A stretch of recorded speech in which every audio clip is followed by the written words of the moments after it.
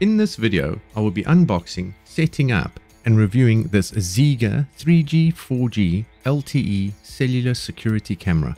So what do you get in the box? You get one solar panel, a USB charging cable, one cellular security camera, a connection cable, the user guide, and a 4G nano SIM card, as well as the installation kit and positioning paper for the positioning of the screws in order to screw it to the wall.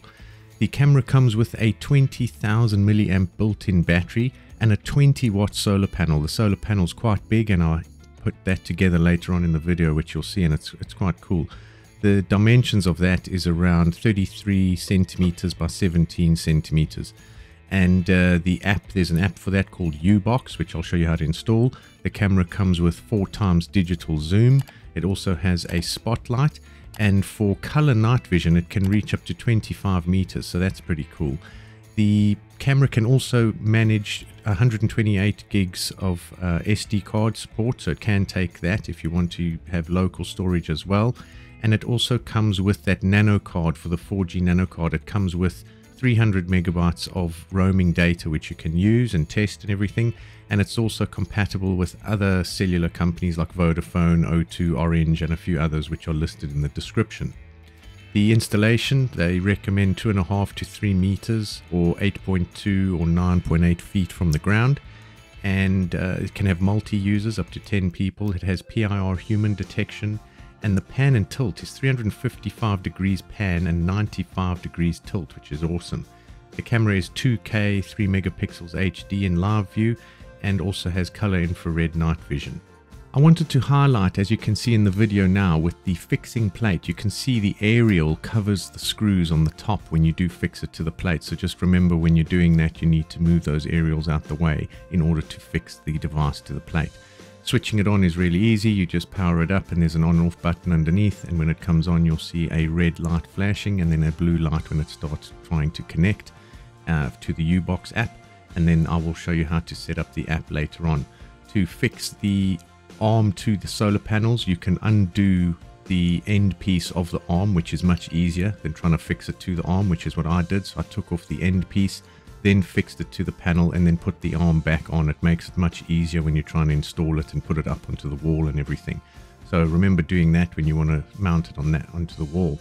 The nice thing about this camera is that it doesn't rely on any power supply or Wi-Fi network. So if you are out in the wild and you want to monitor a house that you have, or some grounds or fields or whatever, or even if you have a factory and you want to monitor something and you don't have Wi-Fi signal, this just needs cell phone signal. So if you've got signal, this camera is really cool for that. Then you just have a data plan and you can view it from anywhere, anytime, and it will connect, and it's self-sustaining. It just powers itself and it works, and you can point and zoom, you can move in and out, you can look at night, you can switch the light on. It records everything. So if you've got an SD card, so you can review things. It also has cloud storage options, so you can look at that as well if you don't want to put an SD card in it. So it's really good. But if you do have Wi-Fi signal, same thing, you can mount it with that and it will connect via the Wi-Fi. It's very good. The motion of the camera and the movement is very quiet, the motor within it, when I've tested it, and it moves really quickly. You can change the speeds of the camera when you want to move it, so it can move really slowly left or right or up or down, or you can speed it up quite a bit. And there's also this zoom functionality, which is easy. I'll show you what it looks like in the app after this. But that's the solar panel mounted there to the arm, so it's ready to install and set up. And then as you can see, the cable that runs from there to the camera is around 3 meters long, so it's very long. So you can mount this solar panel anywhere within 3 meters from the camera. So if the camera is even inside a factory, for example, you can mount this solar panel outside where the light is, and you can still have that running. So very versatile. It's actually quite a nice camera. It looks good as well, and so far it's been working very well for me. To set up the app, that's very easy. You just scan the code within the manual and it will take you to the U-Box installation. You just choose Android or iPhone. So I've got an Android, and you just install the app, and once the app's installed, you just need to register an account.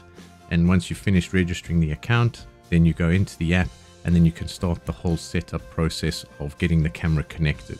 Once you've verified your email, then you can go into the app and it will ask for push notifications, and once that's allowed, then you can start adding a device. So in this case, I'm going to be setting up a Wi-Fi device just so I can connect it to my Wi-Fi. and make sure the camera is on before you do so.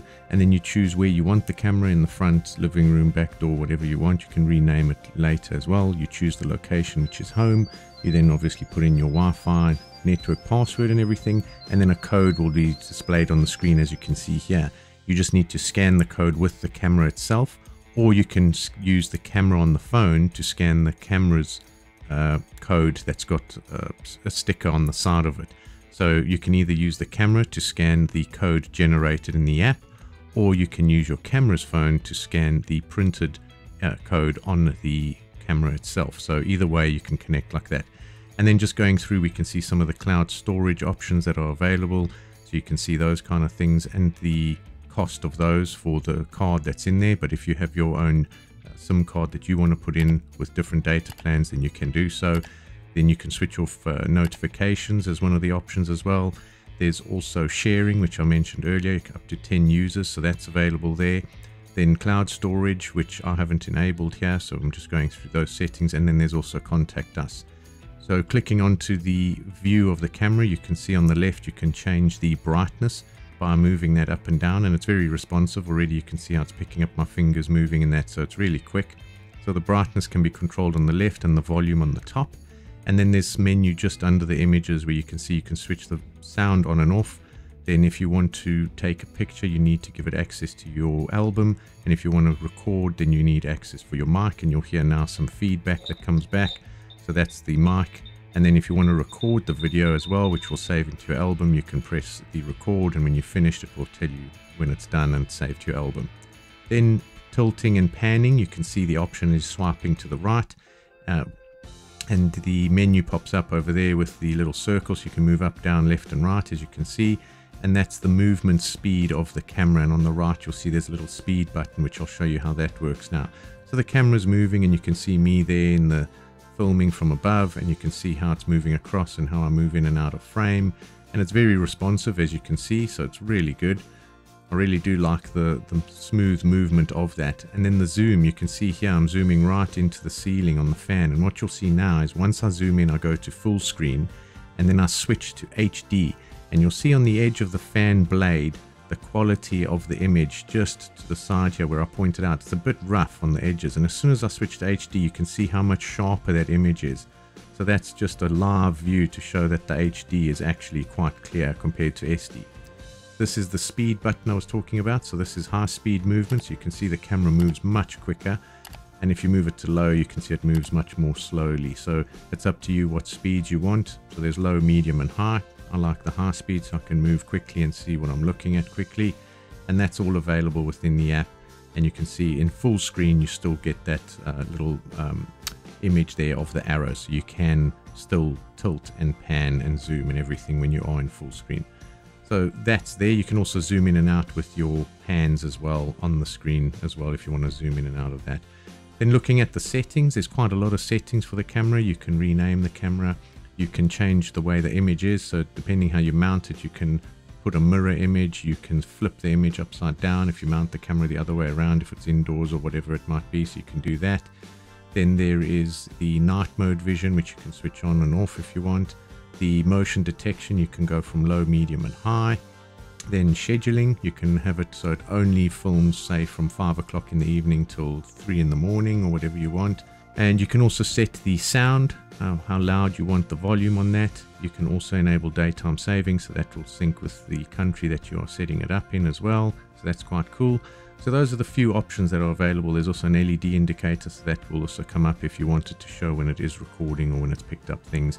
And then there's also a firmware update, which you can do if there is one available. So that's quite nice. So it does keep up to date with all the latest settings and everything like that that's available to the camera. What we'll do is go and set up the camera outside and where I'll be mounting it and how to mount it and everything. And then we can start looking at some of the footage and how that looks and what the quality is like.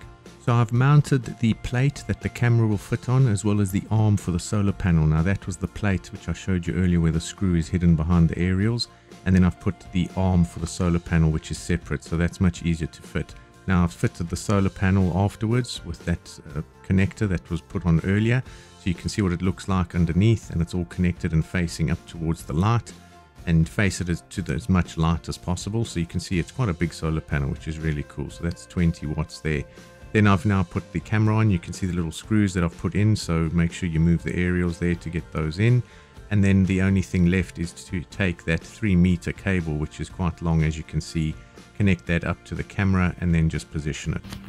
So that's the final setup now with the solar panel and the camera and the cabling. You can put conduit if you want and make it neater, but if you out in the wild by trees or anything like that, you could run that along the tree. It's a really long cable, it's like 3 meters long, so really good. Massive solar panel, wow. So there we go, all set up, and yeah, going to do some testing now and see some footage. So here we have some standard definition video quality of what the camera can do. Now this was downloaded from the app, so the quality isn't as great because the video is reduced in size when downloading from the app. But if you do download it from the SD card from within the camera, it's much clearer. Looking at the next picture, on the left we've got SD or standard definition, on the right we've got HD. So you can see the difference in quality already with regards to the grass and the pixelation and everything like that. So HD is much clearer than SD, as you can see, and also with the fan example I showed you earlier when setting it up. Now what I've done is I've downloaded the same video from the SD card on the right hand side, or a version of the video, and you can see how much clearer that is. So just remember, when you download it from the app, it's not as clear. And now on the left is the HD video, and on the right is the HD video from the SD card physically downloaded on the PC. So the left is the app and on the right is the SD card version. And then moving on into day and night vision and color vision at night, we can see here we've got color vision at night with the torch, and I'm panning left and right so you can see what it looks like. Again, this is downloaded from the app, so the quality isn't great, but it can pick up what you want to look at. You can see what there is, you can make out what things are, so it is working quite well. And then the night vision, as you can see, when you switch off the light, it switches to night vision, and that's also really clear. As you can see a car in the back moving with the lights and everything like that, and then panning left and right, you can see what it looks like. So again, it's really good. HD would be clearer, and again, if you download it from the card itself, then obviously it would be even much more clearer than that. So that's what that looks like. So my final view on this Xega camera, it's good, I like it. The only thing I don't like really is that it's too big for home use. So the solar panel, this box here, this is just one piece of the panel as you saw in the video. So when you put it together, there's another piece here. So that's really big. So if you don't really have a big property to monitor, then that does look quite cumbersome on the wall and that, compared to smaller cameras and that you can get for home use. The good thing is that it does have a really long battery life and a really powerful solar panel, which is 20 watts. And and it's self-contained, so you don't have to worry about power or anything like that. So that is good. The arm is metal, which is nice, so it's really strong. Secured to the wall is really tight. It does have some give and a bit of play near the end, so it does wobble, and the panel does wobble if there's really high winds. So I've noticed that, and we've had a lot of rain, so that's a good thing. It's waterproof and everything, but yeah, the arm is a bit like wobbly, so that's you might want to look at trying to secure that more. The other thing is the tracking. There's no motion tracking, so this doesn't follow you or follow the object that's moving and that, like some cameras do. So it's just a point, zoom and tilt camera, so it will just monitor where you are facing it, and then if you want to scan things, you control it from the app like I showed you. It doesn't automatically follow things when it picks them up and things like that. The light in it is really bright, which is good. The camera is good. The quality is okay. I thought it would be a bit better. In the video, sorry, as I showed you, there is, if you download it from the app, the videos are about 1 megabyte in size, so the quality is really reduced. But I took the SD card out, and in the video you saw there was a much higher quality version of the HD version that I recorded, because those on the card are 10 megabytes big, so the video is much bigger and higher quality. So if you want really good quality videos, you'd need to take the SIM card out. But if it's a remote camera, which is the purpose of it, then it's pretty tough taking the card out all the time. So that's one thing to do. But when you're on the app itself, the video is really clear. So overall, I do like the camera. I would have liked it if it did have motion tracking, so that would be cool when it does move on its own and it can follow things. I would have liked that. But overall, it's a good camera. If you guys are looking for something where it's a remote location, this is the kind of camera that you'd want to get. It's great for that. So yeah, thanks again to Xega for sending me this to review. I really enjoyed setting up a much bigger camera than usual and reviewing it for you guys. And I hope you guys can see me for the next review that I'm going to do. Links are in the description below. Cheers!